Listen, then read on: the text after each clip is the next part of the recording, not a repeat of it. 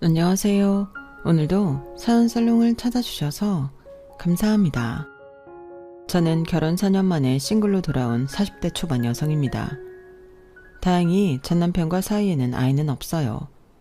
결혼하고 첫 해에 제가 몸이 별로 좋지 않아 회사를 그만두고 또 결혼하고 3년 있다 남편이 사업을 하겠다고 다니던 회사를 그만두면서 아이 가질 여유가 없었는데요.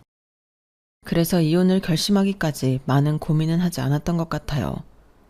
설령 아이가 있었다 하더라도 결과는 달라지지 않았을 것 같긴 한데 그만큼 누구나 제 사연을 들으면 4년이나 어떻게 참고 살았냐고 저더러 참을성이 많다고 감탄하세요.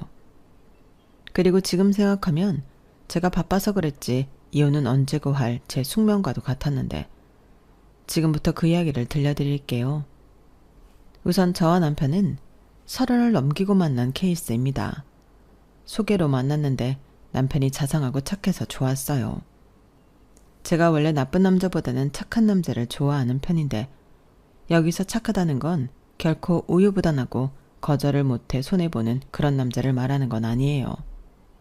그렇다 보니 주변에서 착한 남자를 좋아하는 제가 너무 까다롭다는 말까지 들었었는데 그래도 자기밖에 모르는 이기적인 남자랑은 만나고 싶지 않았죠. 그런 사람을 만나면서 시간을 버릴 바에는 그냥 혼자 즐겁고 행복하게 싱글 라이프를 즐기는 게 낫다고 생각했는데요. 그러다 기대 없이 나간 자리에서 남편을 만나게 된 거였어요. 그리고 몇 마디 나눌 동안은 저 사람이 착한지 나쁜지 알지 못했는데 시간이 지나면서 천성이 착한 사람이라는 걸 알게 되었죠.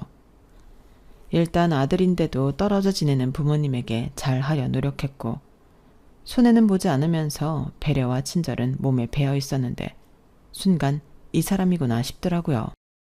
게다가 본격적으로 만나기 전인데도 남편은 저에게 무척이나 친절하고 항상 매너 좋게 배려를 해줬는데 그런 게 너무 자연스럽게 배어 있는 사람이라 호감이 가고 좋았어요.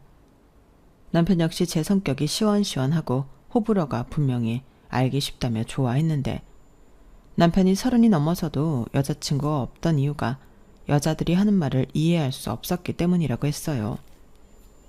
왜 가끔 싫은데 좋다고 하는 사람 있잖아요. 그 반대도 많고. 저는 정말 그런 게 너무 어려운 사람이에요. 그런 건 눈치껏 알아야 한다고 하는데 맨날 시험을 치르는 기분이랄까? 이게 맞나? 이렇게 하면 되나? 이런 생각을 하면서 사람을 만나기가 싫더라고요. 그런데 신영 씨는 그런 게 없는 것 같아 너무 편하고 좋은 것 같아요. 그냥 대놓고 딱딱 얘기해 주니까 제가 고민할 필요도 없고요. 아, 그러시구나. 근데 저도 여자지만 그렇게 말하는 여자 저도 힘들어요. 싫으면 싫은 거고 좋으면 좋은 거죠. 근데 저도 내숭 같은 거 안 떤다고 남자들이 별로 좋아하지 않던데요? 헤이, 그 남자들이 뭘 몰라서 그래요. 내숭이 뭐가 좋죠? 저는 오히려 신영 씨 같은 타입이 좋다고 생각해요. 그 말씀 제가 마음에 든다는 소리죠? 사실 저도 준호 씨 마음에 들거든요. 착하고 좋은 사람 같아서. 제가 착해요? 그런가? 그런 생각은 해본 적은 없는데. 착해요. 그리고 그걸 자기가 알면 그게 더 이상하죠. 그럼 이렇게 된 거 우리 한번 예쁘게 잘 만나볼까요? 좋아요. 보통 이런 말은 남자인 제가 먼저 해야 하는데 뭔가 바뀐 것 같아서 쑥스럽네요. 누가 먼저 하면 어때요? 이미 서로 마음도 알았는데 잘 만나면 되죠. 네, 우리 진짜 오래오래 함께해요. 제가 신영씨 많이 웃고 행복하게 해드릴게요. 저희는 이렇게 조금은 심플하게 시작했어요. 그리고 만나는 내내 어른들의 연애처럼 사소하거나 유치한 싸움은 하지 않고 편안한 연애를 이어갔는데요. 그렇게 둘 다 30 중반이 되었을 때 더는 미룰 수 없을 것 같아 결혼을 약속하기로 했어요.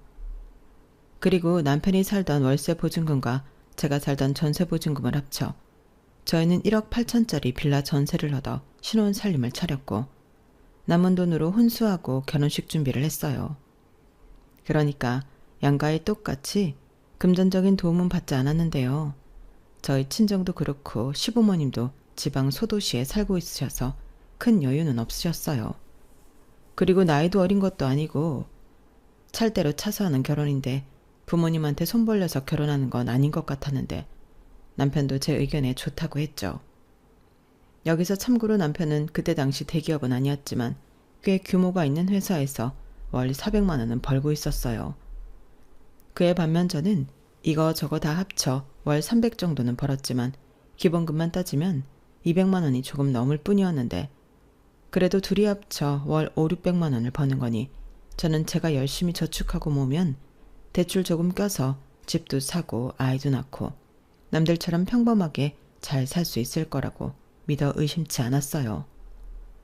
하지만 모든 위기는 갑자기 닥친다고 제가 결혼하고 몇 달 지나지 않아 건강에 적신호가 켜졌는데 제가 평소에도 위가 별로 좋지 않았거든요. 워낙에 예민한 성격 탓에 조금만 신경 쓰면 곧장 요통으로 이어지곤 했었는데 그때는 거의 일상생활이 불가능할 정도로 힘들었어요. 오죽하면 갑자기 살이 10kg 넘게 빠지게 되었는데요. 그리하여 불가피하지만 회사를 그만두게 되었어요. 제가 위암 1기였거든요. 다행이라고 한다면 아주 극초반이라 바로 수술을 한다면 암세포를 모두 제거할 수 있다고 병원에서 말했는데 그래서 저와 남편은 곧장 수술 날짜를 잡았어요. 그때는 저도 그렇지만 남편도 많이 놀라서 충격을 받았거든요. 하지만 저는 친정이나 시댁에는 이런 사실을 말하고 싶지 않았는데 그 이유는 남편처럼 양가 부모님이 충격을 받고 걱정하실 것 같았기 때문이었죠. 또한 수술만 하면 괜찮다는 의사 선생님 말에 더욱 부모님 모르게 수술을 하고 싶었는데요.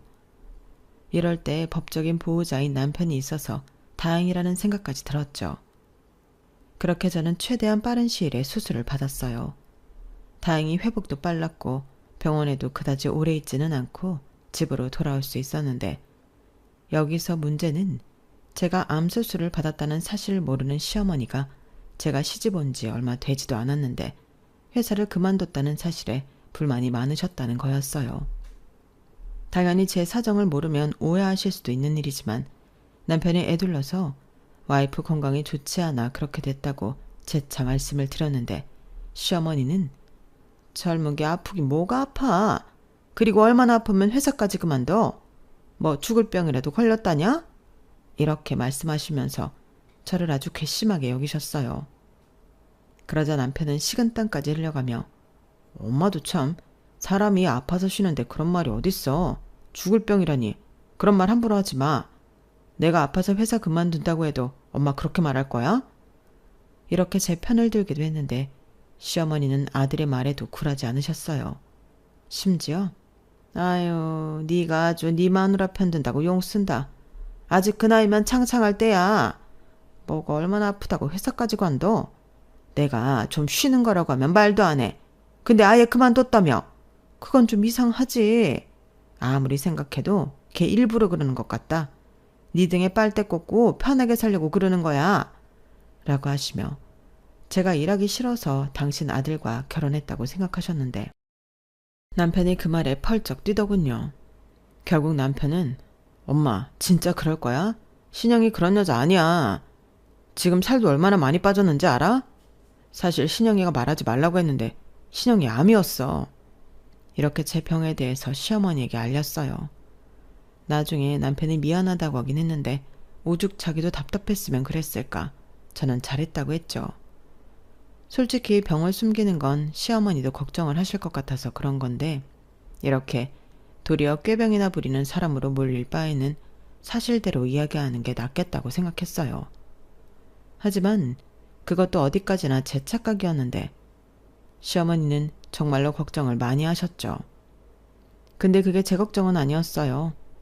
암도 유전이라고 하던데 개크로 나이 나오면 우리 핏줄도 암 걸리는 거 아니냐?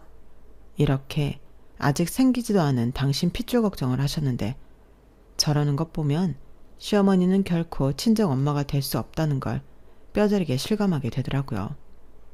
그리고 저는 몸도 아직 완전히 회복하지 못한 가운데 심적으로도 힘들었고 그렇게 몸과 마음이 모두 불편하니 정말이지 죽을 맛이었어요.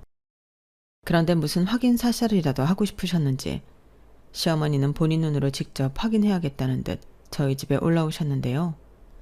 그 얘기를 들었을 때는 다시 제 발로 병원에 입원하고 싶은 심정이었죠. 그리고 그렇게 제 몸 상태까지 모두 확인한 시어머니는 걱정은커녕 젊은이가 너는 왜 그러니?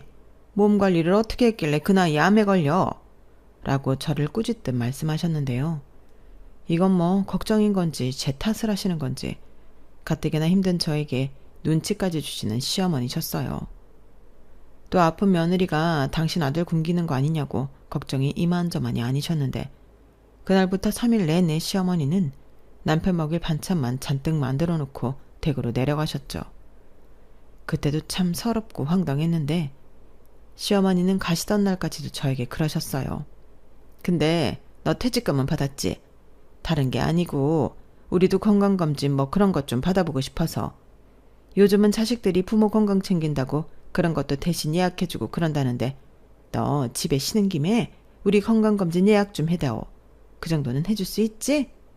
이렇게 말씀하셨는데 저는 그 말이 퇴직금으로 당신들 건강검진을 하고 싶다는 말인 줄 몰랐어요. 하지만 이내 시어머니의 의도를 알게 된 저는 너무 당황스러웠는데요. 그도 그럴 게 두 분 합쳐 검사 비용이 300만 원이 넘었거든요. 어쩐지 병원이며 받고 싶은 검사 종류까지 아주 상세하게 알아오셨는데 당신 돈으로 할 게 아니라서 무조건 좋다는 걸로만 알아오셨더라고요. 그래서 저는 속으로 이런 것까지 어떻게 하셨지? 이런 의문을 갖기도 했었는데 알고 보니 동네에서 시어머니랑 친하신 분이 환갑 기념으로 자식들이 서울에서 건강검진을 예약해줬다고 하더라고요. 그러니까 저희 시어머니는 그게 부러워서 그 병원과 검사 내용을 그대로 따라하신 거였는데 그리고는 동네방네 우리 아들이 건강검진 해주기로 했다고 소문을 내고 다니셨다 하더군요. 그러니 제 돈으로 해드리는 건 건강검진인데 저는 생색도 내지 못하는 처지가 되었는데요. 그 말을 처음 전해 들었을 때는 황당 그 자체였어요. 콕 집어 저한테 퇴직금 어쩌고 물어보셔놓고 왜 아들이 해준다고 거짓말을 하셨을까요? 솔직히 제 입장에서도 그런 돈은 쓰고 싶지 않았거든요. 제 병원비도 친정엄마가 들어준 보험이 있어 다행이지 꽤 많은 돈을 병원비로 쓴 저였는데 그 와중에도 퇴직금은 깨고 싶지 않아 신경을 많이 썼거든요. 그런데 정작 그 퇴직금을 엄한 곳에 쓰게 되었으니 저는 억울했고 그 돈이 그 돈이지만 저는 남편에게 시부모님 건강검진 비용을 모두 부담하라고 말했어요. 그러자 남편이 그렇게 큰 돈이 어딨냐며 난색을 띄었는데 결국 이렇게 말하더라고요. 진짜 미안한데 일단 자기 퇴직금으로 우리 엄마 아빠 건강검진 해드리고 내가 매달 그 돈을 메꿔주면 어때? 한 달에 30만 원씩 갚으면 1년이면 되잖아. 사실 타이밍이 좀 그렇긴 한데 이번에 자기 아프고 나서 나도 겁이 많아졌거든. 이참에 우리 엄마 아빠도 장인 장모님도 건강검진 해드리면 좋겠다고 생각은 하고 있었는데 비용 문제 때문에 말을 못했지. 그러니까 우리 너무 나쁘게만 생각하지 말고 올해는 우리 엄마 아빠 건강검진하고 내년에는 장인 장모님 건강검진 해드리자. 내가 내년에도 장인 장모님 검사 비용 부담할게. 저는 남편의 말에 더는 아무 말도 하지 않았어요. 남편의 말을 들으니 저 역시도 양가 부모님의 건강 상태를 알 수 있으면 좋을 것 같았거든요. 또한 제가 아파보니 건강의 중요성과 무서움을 누구보다 잘 알게 되었는데 일단 남편 마음이 너무 예쁘니 저는 알겠다고 하고 넘어가기로 했죠. 그런데요. 시부모님은 시부모님이라고 서운한 일은 거기서 끝나지 않았어요. 시부모님이 제 퇴직금으로 건강검진을 받던 날 남편이 회사 일로 너무 바빠서 휴가를 내지 못해 제가 두 분을 모시고 병원에 가게 되었거든요. 남편은 오후에 합류하기로 했는데 제가 두 분을 쫓아다니며 검사 진행을 도와드렸어요. 그리고 많은 검사로 인해 기진맥진한 시부모님은 누가 더 힘든지 경쟁이라도 하시는 듯 저만 보면 힘들다는 말을 달고 계셨는데 뒤늦게 남편이 오자 두 분 다 참 좋아하시더군요. 그리고 댁으로 돌아가시기 전까지도 저에게는 수고했다, 고맙다 이런 말은 한마디도 하지 않으셨는데 오히려 고맙다는 말은 검사가 거진 다 끝나갈 말미에 온 남편에게만 하셨어요. 그러니 옆에서 그걸 보고 있던 저는 괜히 마음이 좋지 않았는데요. 그래서 아마 표정도 뚱하니 좋지 않았을 거예요. 하지만 시어머니는 그런 제 마음 따윈 안중에도 없으셨고 계속해서 당신 아들에게만 좋은 소리를 연신 쏟아내셨어요. 우리 아들 일하고 와서 피곤할 텐데 엄마 아빠가 우리 아들 덕에 검사도 하고 참 고맙다. 우리 아들 효자라고 동네에서 나 부럽다는 사람이 한가득이야. 내가 이 맛에 아들 낳아 키웠지. 오늘 고마웠다? 엄마도 참 그런 말은 신영이한테 해야지. 신영이가 퇴직금 깨고 몸도 불편한데 엄마 아빠랑 병원 와서 내내 챙겼잖아. 나야 뒤늦게 합류한 게 단데 뭘. 에이, 그래도 그게 아니지. 그리고 부부는 원래 일심동체잖아. 내가 너한테 고맙다고 하면 신영이는 당연히 따라가는 거야. 니들은 세트잖아. 안 그러니 아가? 맞죠 여보? 그럼.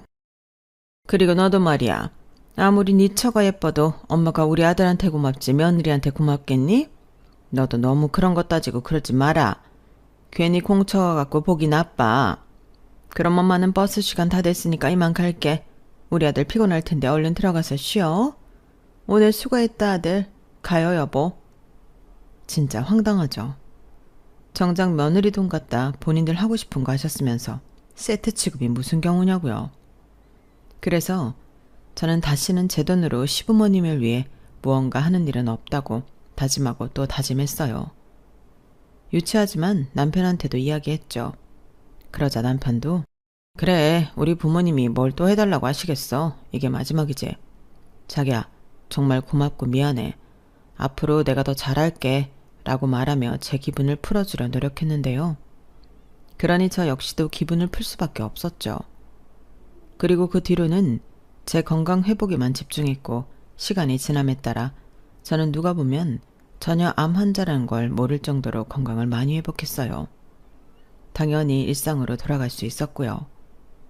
그래서 저는 다시 취직을 하기 위해 여러 회사에 문을 두드렸는데 나이도 있고 신입이 아닌 경력직인 저를 채용하겠다는 회사는 좀처럼 찾기가 어렵더군요. 그러니 고민이 많아진 저였는데요. 그러다 친한 선배가 온라인 사업으로 대박이 났다는 소식을 우연히 전해 듣고 어떤 사업인지 호기심이 발동했어요. 사실 오래전부터 여건만 된다면 제 사업을 하고 싶었거든요. 또한 온라인 사업이라고 하니까 어쩐지 소자본으로 시작할 수 있지 않을까. 기대감도 있었는데 해서 저는 무작정 선배에게 연락을 했어요. 선배는 제가 암에 걸렸다가 수술을 받았다는 사실에 깜짝 놀라더라고요. 솔직히 친분이 있다고 해도 그런 이야기는 어쩐지 하고 싶지 않았었는데 선배의 마음을 열게 하려면 어쩔 수가 없었어요. 정말이야? 그래서 지금은 괜찮은 거고? 그래서 갑자기 회사를 그만뒀구나. 나는 너 결혼해서 회사 그만둔 줄 알았어. 에이, 요즘 세상에 결혼했다고 회사 그만두는 여자가 어딨어요. 그래도 일기라서 다행이었죠. 저 지금은 말짱해요. 그래서 다시 일하려고 회사 알아보는데 쉽지가 않더라고요. 그래서 너도 사업하고 싶어서 나한테 연락했니? 근데 이것도 만만치는 않아. 신경 쓸 게 얼마나 많은데. 소문이라는 게 무섭기는 한지 나 사업해서 돈 좀 번다고 하니까 사돈에 팔촌에 초등학교 동창까지 나한테 연락한다? 사업 아이템 뭐냐고. 아, 그러셨구나. 근데 저는 진짜 절박해요. 저 사업 절대로 만만하게 생각하지 않거든요. 지금도 할 수만 있다면 안정적인 회사에 취직하고 싶어요. 하지만 선배도 아시잖아요. 제 나이에 사무직을 누가 써요. 그렇다고 이 나이에 남편 벌어다 주는 것만 믿고 놀아요? 그럴 순 없잖아요. 저 진짜 이런 말까지는 자존심 상해서 하고 싶지 않은데 시어머니한테도 엄청 눈치 보이거든요. 저희 시어머니는 제가 결혼하고 놀고 싶어서 회사 그만둔 줄 아셨어요. 뭐? 정말? 아니, 며느리가 그렇게 큰 수술을 받았는데 어쩜? 제가 걱정하실까봐 남편한테 말하지 말라고 했거든요. 그랬더니 혼자서 그런 생각을 하셨더라고요. 그리고 나중에는 안 되겠어서 남편이 사실대로 말했는데 이젠 그거 유전 아니냐고. 야, 진짜? 네 시어머니 아주 웃기는 사람이다. 너 진짜 괜찮아? 저도 시어머니가 저 정도인 줄은 진짜 몰랐죠. 그러니까 선배가 나 한 번만 도와주세요. 저 뭐든 열심히 배우고 잘할 자신 있어요. 선배는 제 사정을 듣고 잠깐 고민한 듯 하다가 알겠다며 자기가 하는 온라인 사업을 자세히 설명해 줬어요. 그리고 이건 내가 다음에 해볼까 하고 구상만 했던 건데 내가 여기 관계자들 섭외는 해놨거든? 너 영어 좀 하지? 잘 됐다. 이거 나랑 하자. 공동으로 하다가 너 할 수 있으면 독립해. 내가 네 지분은 확실하게 챙겨줄게. 라고 하며 지금 제가 하고 있는 사업의 중요한 아이템과 인맥을 소개해 줬는데요. 그 뒤로부터는 정신이 없었죠.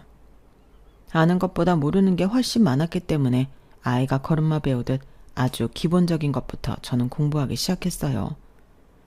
다행히 제가 전부터 근무하던 회사에서 해외 파트를 맡고 있었기 때문에 수월했던 것도 있긴 했는데 사업이라는 게 처음이다 보니 실수하지 않으려 많은 신경을 쏟았어요. 그러자 남편은 제가 또 무리를 해서 병이 재발하지 않을까 전전긍긍했는데 모처럼 신나서 일을 하다 보니까 피곤한 줄도 모르고 일에 빠져 살게 되었어요. 그리고 처음에는 눈에 보이는 성과가 잘 나타나지 않아 애를 좀 태우긴 했는데 그래도 일이 너무 재밌으니까 포기하고 싶진 않았어요. 그래서 이거 아니면 나는 매달릴 게 없다는 심정으로 더욱 사업에 몰두했고 그 결과 제가 사업을 시작하고 1년이 지나 조금씩 매출이 뛰기 시작했어요. 그 뒤 급물살이라고 할까요? 그 후로는 무섭게 매출 상승이 이루어졌는데 그동안 했던 수고들이 다 헛수고들은 아니었더라고요. 그때는 얼마나 신이 나던지 밥을 먹지 않아도 배고픈 줄을 몰랐고 하룻밤을 꼬박 새며 일을 해도 피곤한 줄을 몰랐는데 그렇게 지내다 보니 제가 버는 돈이 남편의 연봉을 훨씬 뛰어넘었어요. 같이 하자고 했던 선배도 제 덕이라며 저에게 고맙다고 했는데 급기야 내가 전에 말했지. 이 사업 네가 가져가. 나는 도저히 너처럼 매달려서는 일 못해. 원래 하던 일도 일이 많고. 그러니까 이건 앞으로 네 단독 사업이야. 라며 저에게 회사 전부를 넘겨주었어요. 물론 초기 자본 기타 권리금 개념의 인수비용은 선배에게 지급했는데 너무 고마웠죠. 선배가 아니었다면 시작도 제대로 못했을 일이었으니까요. 그리고 저는 더 열심히 해보겠다는 마음으로 안주하지 않고 계속 여러 방면으로 공부하고 새로운 시도를 쉬지 않았는데 그러니 도저히 저 혼자는 감당이 되지 않아 사무실도 얻고 직원들도 고용하며 점점 사업 규모가 커지게 되었어요. 그런데요. 제가 이렇게 제 사업에 빠져 지내는 동안 남편에게는 안 좋은 일이 있었는데 회사에서 잘은 모르지만 문제가 생긴 모양이더라고요. 며칠 표정도 안 좋고 물어봐도 이야기를 도통 해주지 않아 답답했는데 남편은 결국 회사를 그만두겠다고 저에게 통보하듯 말하더군요. 평소 성격상 저렇게 일방적으로 일을 처리하는 사람이 아닌데 저는 돈보다도 남편이 많이 걱정이 되었어요. 하지만 남편은 회사를 그만둔 뒤 표정이 한결 편안해 보였는데 저는 저도 그랬지만 남편도 이참에 좀 쉬면서 멘탈 회복을 하길 바랬어요. 물론 남편이 그 뒤로 계속 백수로 눌러 앉을 거라는 생각은 하지 못했는데 그때 당시는 상처받고 회사까지 간둔 남편을 많이 위로해주고 싶었죠. 그래서 전 남편에게 자기야, 그동안 회사 열심히 다녔으니까 한두 달은 아무 생각하지 말고 쉬어. 어차피 돈은 내가 벌고 있잖아. 나는 자기가 마음고생하면서 힘들게 일하진 않았으면 좋겠어. 분명 찾아보면 꼭 자기가 좋아하고 자기 능력을 알아주는 회사가 있을 거야. 라고 말하며 남편에게 든든한 버팀목이 되어주려 했는데요. 저는 제가 버팀목이 아니라 돈 벌어다 주는 기계가 될 줄은 몰랐어요. 아니 정확히 얘기하자면 각자 돈 관리를 하고 있던 저와 남편이었는데 남편이 제가 주는 용돈을 받고 또 제가 버는 수입을 알게 되면서 제가 눈치채지 못하는 가운데 남편에게는 큰 변화가 생기기 시작했나 보더라고요. 사업을 하면 이렇게 돈을 많이 버는 거냐고 애처럼 초롱초롱한 눈으로 저에게 물었는데 그 눈이 지금 생각하면 횟가닥 맛이 간 눈이었어요. 그때 남편이 분명히 이렇게 말했거든요. 자기 한 달에 얼마 벌어?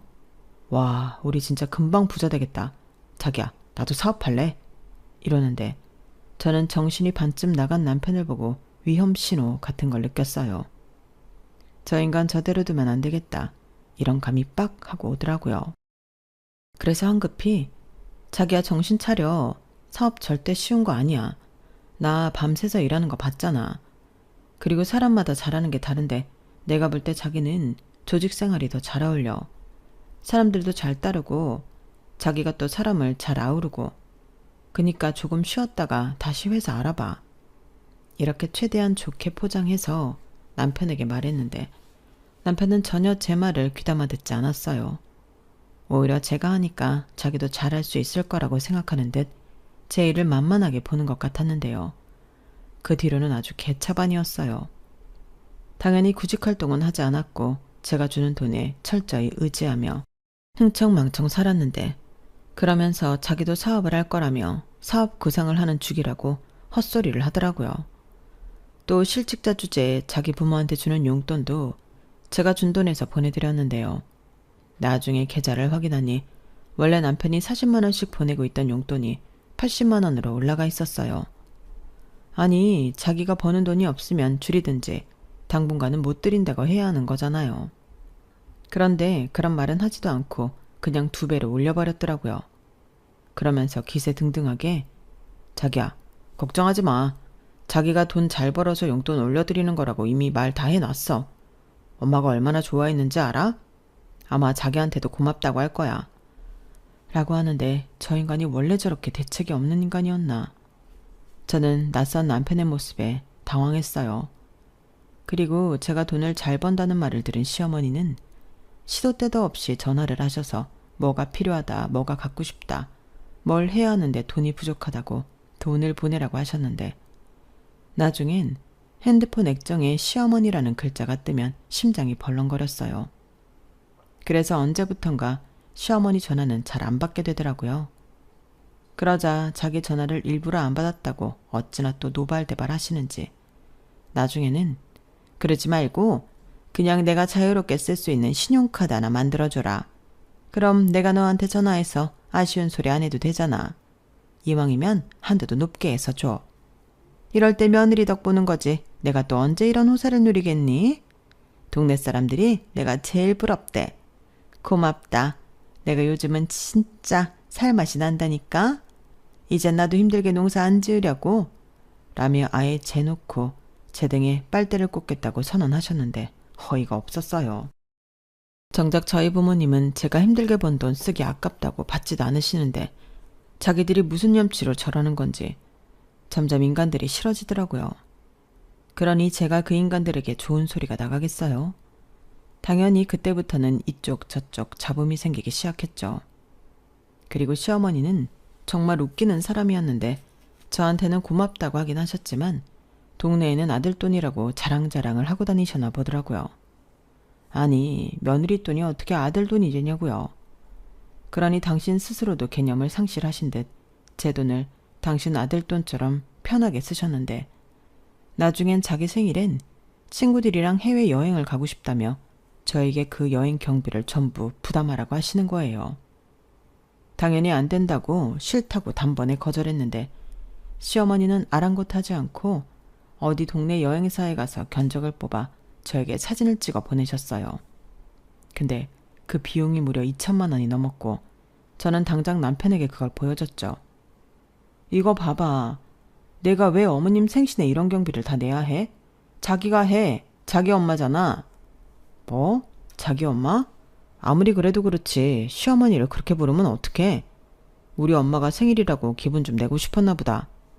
기분? 그 기분 내는데 돈 2천만 원이 웬 말이야. 그러게 너무하긴 했네. 내가 이건 엄마한테 좋게 얘기할게. 대신 국내 여행은 어때? 국내도 좋은 데 많잖아. 숙소도 호텔 말고 콘도 이런 데로 잡아드리면 경비 그렇게 많이 안 나올 것 같은데? 몰라. 자기가 알아서 해. 나는 더 이상 어머님한테 10원 하나 안 드릴 거니까.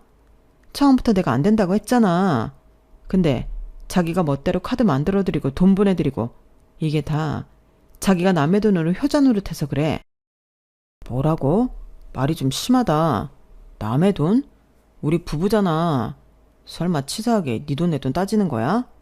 나 자기 암 걸렸을 때 자기한테 그런 말 한 적 없어. 그때도 자기 돈 한 푼 못 벌어서 내가 주는 생활비를 의지하고 살았잖아. 퇴직금 깨진다고 얼마나 나한테 뭐라고 했어? 그것도 내가 다 메꿔주고. 그래, 그랬지. 그래서 여태 아무 말 안 한 거야. 근데 언제까지 지금 자기 회사 그만두고 시간이 얼마나 흘렀는지 알아? 도대체 자기 뭐 하는데? 취직 안 해? 말했지. 나 이제 회사 안 다닌다고. 나도 자기처럼 사업할 거야. 그래야 내 부모도 내가 챙기지. 그놈의 사업 타령. 사업은 뭐 아무나 하는 줄 알아? 지금 나 무시하는 거야? 자기도 하는데 나는 못할 것 같아? 두고 봐. 내 사업이 자기 사업보다 훨씬 돈 잘 벌 테니까. 저는 남편의 위험천만한 말에 심장이 쿵 하고 내려앉는 것 같았어요. 허파에 바람이 잔뜩 들어간 것이 분명했는데 시어머니도 남편에게 제가 여행 경비 못 준다는 말을 들었는지 업무가 되지 않을 정도로 연신 전화를 거셨어요. 그래서 어쩔 수 없이 받았는데 다짜고짜 야, 너는 니네 부모가 여행 보내달라고 해도 이렇게 할 거야? 아니 그깟 2천만 원이 없어서 시애미를 쪽팔리게 만들어? 너 당장 내 여행 경비 현금으로 붙여라. 이러시는데 저는 이대로는 도저히 안 될 것 같아서 저도 하고 싶은 말을 전부 다 쏟아내기 시작했어요. 어머니, 작작하세요. 저는 뭐 어디 돈 나오는 방망이라도 가지고 있는 줄 아세요? 저도 힘들게 버는 돈이에요. 어머니 아들한테 달라고 하세요. 저한테 그러지 마시고. 시어머니는 제 말에 화가 잔뜩 나셨는지 소리를 빽 지르셨어요. 그래서 곧장 전화를 끊고 번호도 차단해버렸는데 여기저기 전화를 빌려가며 저에게 계속 전화를 하시더라고요.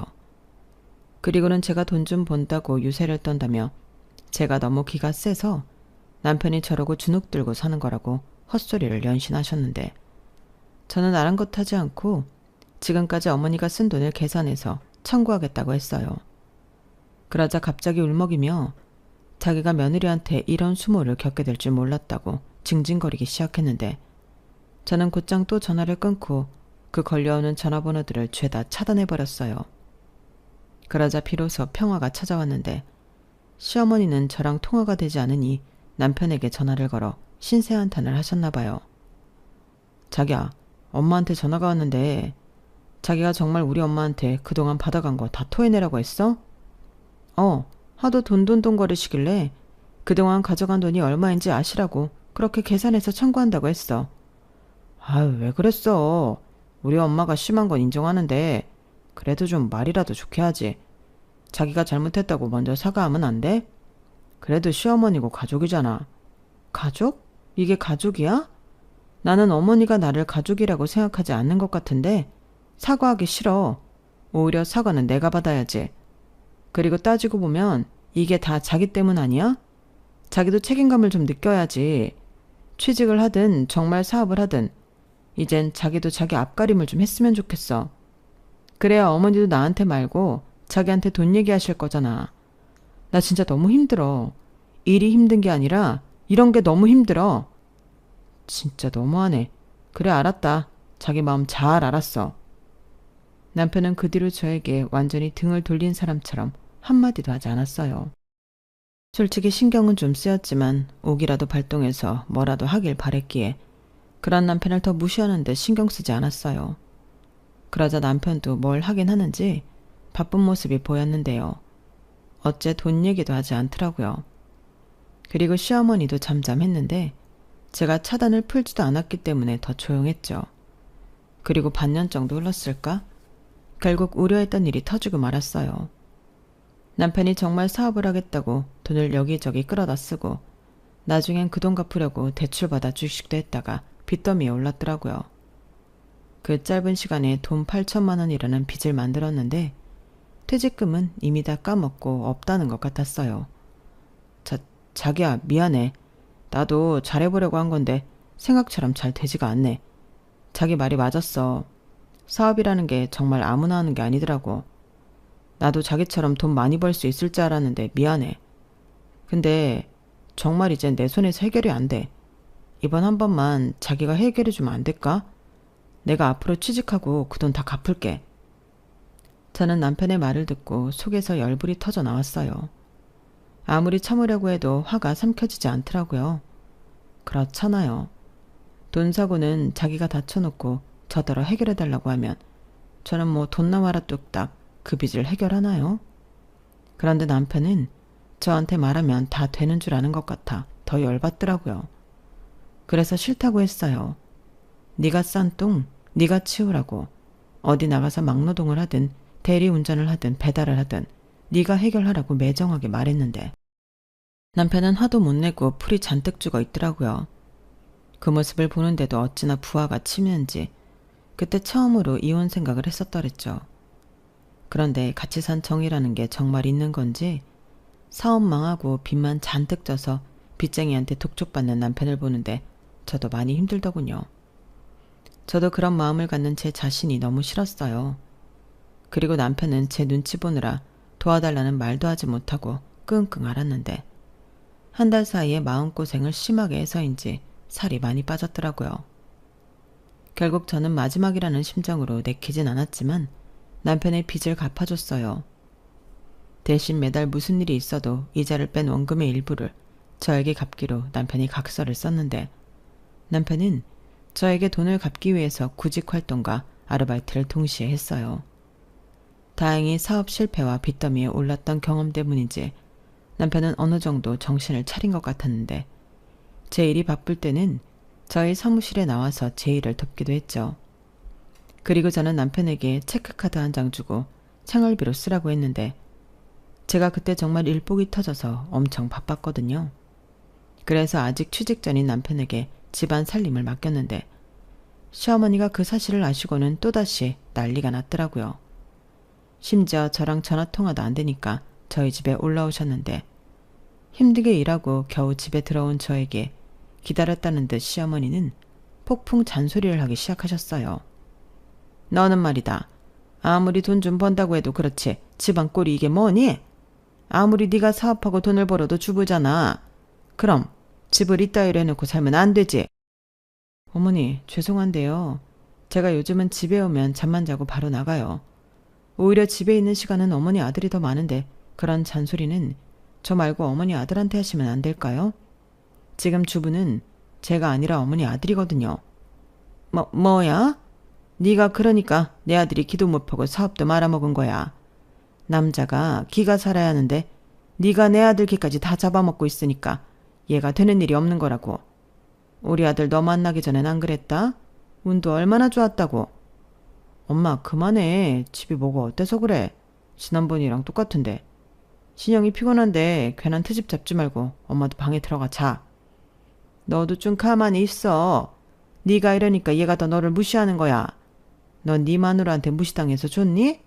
엄마라도 나서서 너 기를 살려줘야지. 그런다고 기가 살아? 오히려 역효과 나는 거니까 엄마는 좀 빠져 있어. 잘 알지도 못하면서. 어머니 보셨죠? 저희는 나름 서로 합의하고 잘 살고 있어요. 그러니까 괜한 이간질 시키지 마시고 저 좀 들어가서 잘게요. 진짜 너무 피곤하거든요. 저는 사실 그때 이미 비몽사몽이라 시어머니 반응 따윈 확인도 하지 않고 안방으로 들어와 겨우 세수만 하고 침대에 쓰러져 잠이 들었어요. 그리고 알람 소리에 일어나 출근 준비를 하는데 시어머니가 할 말이 있다고 앉으라며 저를 붙드셨어요. 그러고 보니 남편은 면접이 있다고 나갔다는 것 같은데 시어머니 입장에서는 며느리 편드는 아들도 없겠다. 기회는 이때다 싶으셨겠죠. 그리하여 언제 끝날지 모를 도돌이표 대화가 시작이 되었는데 시어머니의 의도는 간단했죠. 너 아무리 네가 돈 좀 번다고 유세 떨면 못 쓴다. 우리 아들도 한다면 하는 애야. 그리고 내가 정말 이건 확실히 해야 해서 그러는데 우리 아들이 아무리 돈 못 번다고 해도 나한테 주는 용돈은 끊지 마라. 줄이지도 말고. 정말 어이없지 않나요? 염치가 없다는 건 이런 걸 말하는 거겠죠. 시어머니는 제가 돈 못 버는 당신 아들 기도 죽이지 말고 자기 주는 용돈도 꼬박꼬박 잘 챙겨주길 바라셨어요. 아니 이건 뭐 칼만 안 들었지 돈 내놓으라고 협박하는 강도나 다름이 없었는데 저는 어머니 용돈은 어머니 아들이 어떻게든 드릴 거라고 여유만만하게 말씀드렸어요. 그러자 시어머니 얼굴은 또다시 울그락불그락 변하셨는데 저는 거기에 대고 남편 빚도 내가 대신 갚아서 돈이 없다고 쐐기를 박아버렸어요. 그러자 시어머니는 목이 탔는지 냉장고에서 냉수를 꺼내 벌컥벌컥 들이키셨는데 저는 바빠서 그 사이에 냉큼 집을 나와버렸어요. 그렇게 시어머니가 당신 집으로 내려가시고 다시 일상으로 돌아왔는데 왜 자꾸 열심히 사는 저를 건드리는 건지 몇 달 후 시아버님이 폐암 진단을 받았다며 연락이 왔어요.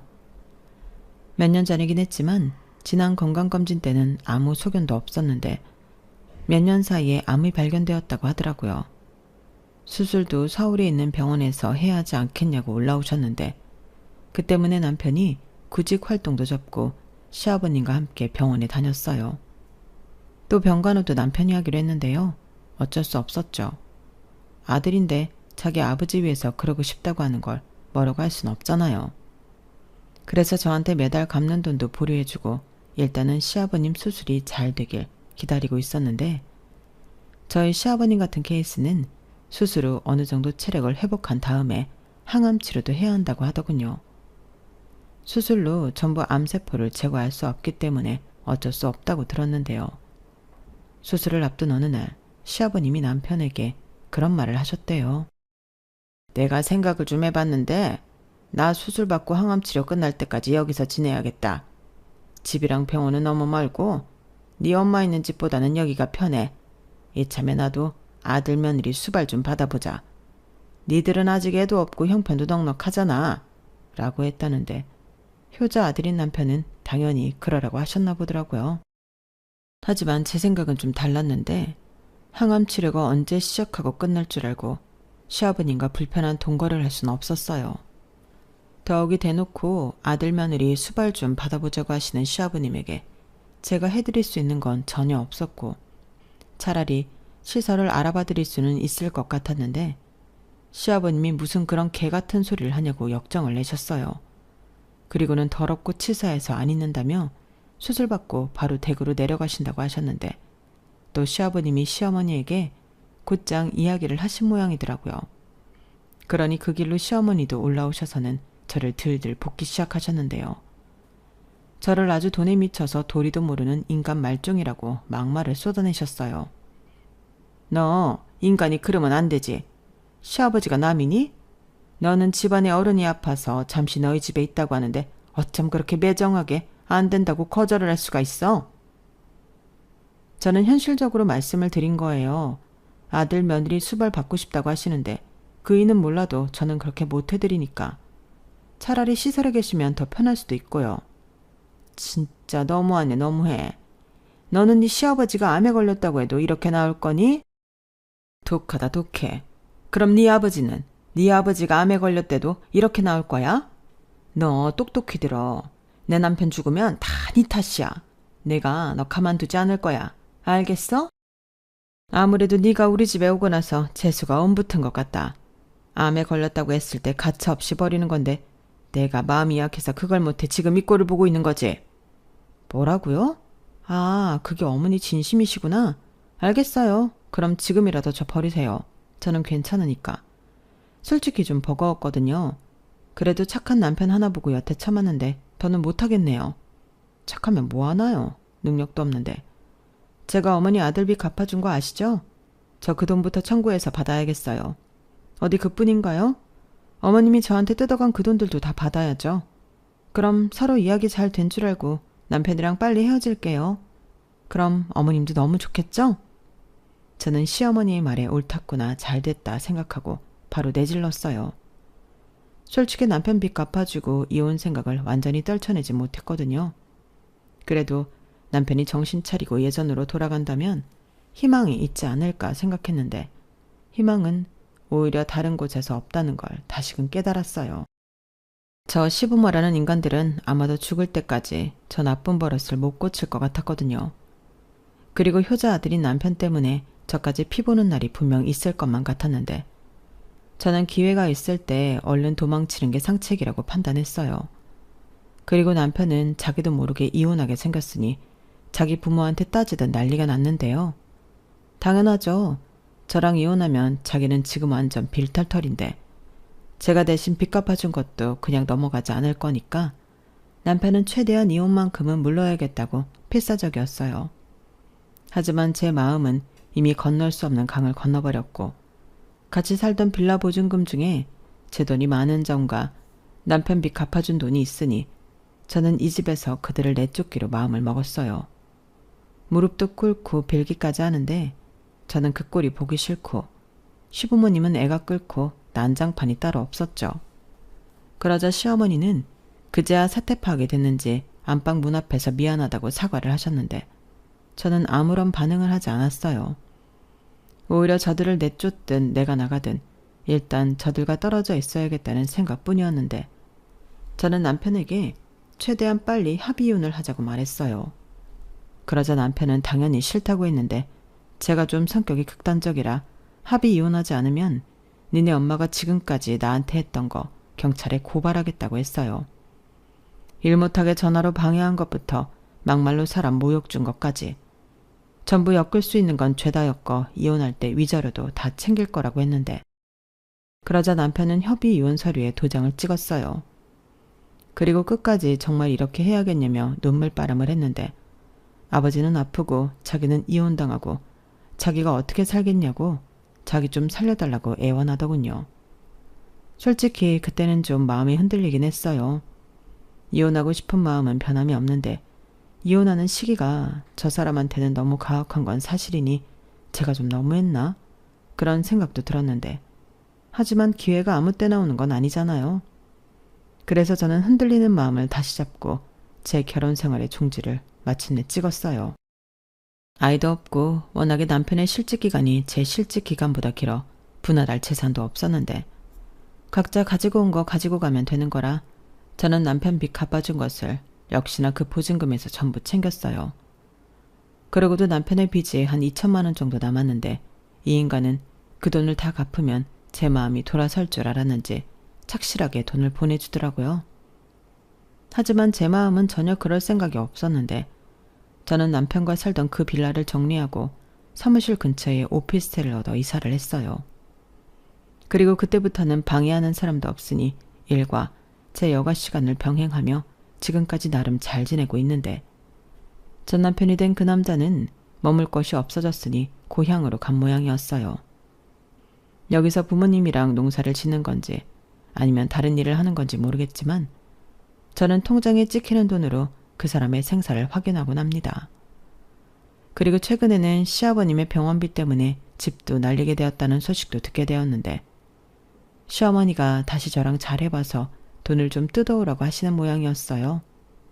그런 거 보면 역시 사람은 변하지 않는다는 말이 맞는 말 같은데 부디 시어머니가 그만 욕심부리고 당신 살 길을 찾으셨으면 좋겠네요. 그에 반면 저는 이젠 새로운 남자친구도 생겨서 최근에는 연애도 시작했는데요. 그 얘기를 해줬더니 남편이었던 그 남자는 많이 실망한 듯 했어요. 그리고 다행이라고 해야 하나? 최근 들어 잦아졌던 연락도 뚝 끊겼는데 이로써 그 인간과 저의 불편했던 인연이 정리가 되었으면 합니다. 저희 부모님 말에 따르면 자식이 잘 되고 행복하면 그만한 기쁨이 없다고 하셨는데 앞으로는 걱정 끼치지 않고 행복하게 잘 사는 모습으로 저도 효녀가 되어볼 생각입니다. 그리고 남은 인생은 더 건강하고 멋지게 즐기며 살고 싶은 바람이 있는데 부디 지금처럼만 제가 아는 모든 일이 큰 위기 없이 잘 흘러가길 바랄 뿐입니다. 그럼 이상으로 제 이혼 사연은 여기서 마칠게요. 그 인간 빚이 이번 달로 300 정도 남았던 것 같은데 그 돈 다 받고 그 인간도 자기 인생 살았으면 좋겠네요. 그럼 지금까지 제 사연 들어주셔서 감사해요. 여러분들도 건강 잘 지키시고 하루하루 행복한 인생 되시길 바라겠습니다. 안녕히 계세요. 여러분, 사연 댓글에 응원과 현명한 조언 부탁드려요. 좋아요와 구독은 저에게 큰 힘이 됩니다. 오늘도 좋은 일 가득하세요.